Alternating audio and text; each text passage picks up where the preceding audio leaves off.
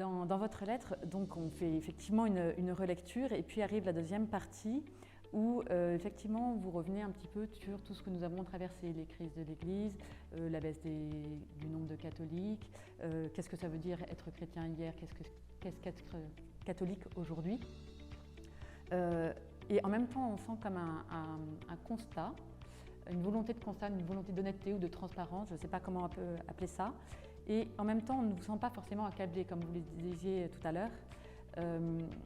Du coup, nous, quand on est un petit peu accablé face à ce constat, malgré tout et malgré nous-mêmes, quel est le défi que vous pensez être majeur, en fait, pour nous, même en tant que chrétiens, en tant que catholiques qui voulons marcher derrière ou avec l'Église, dans ce contexte-là, quel est notre principal défi qui nous attend? Le principal défi des catholiques aujourd'hui, je crois, c'est celui de l'espérance. C'est-à-dire croire vraiment que Dieu travaille dans le temps présent et que nous allons vers une vie plus pleine et vers un salut pour l'humanité entière. Voilà. C'est un défi à l'échelle de l'humanité, c'est un défi pour nous catholiques. Je crois, dans nos pays, on voit beaucoup de signes de vieillissement, de fragilisation.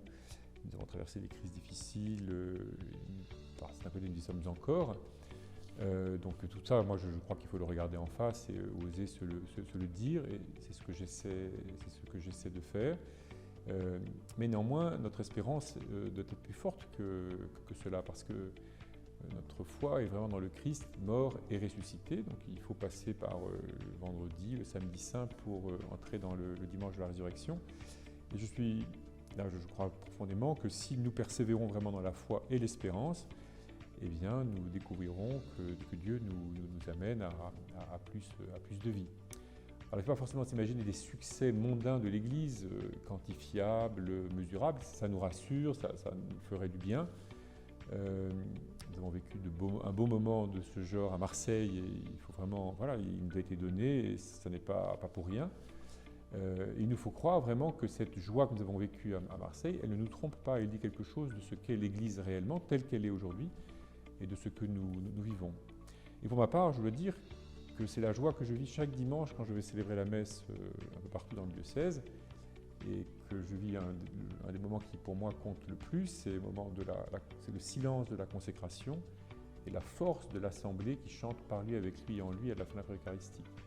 Là, on sent la présence de la foi dans Dieu qui nous rejoint et qui se donne à nous et qui nous transforme en nous associant à lui, nous associant au Christ.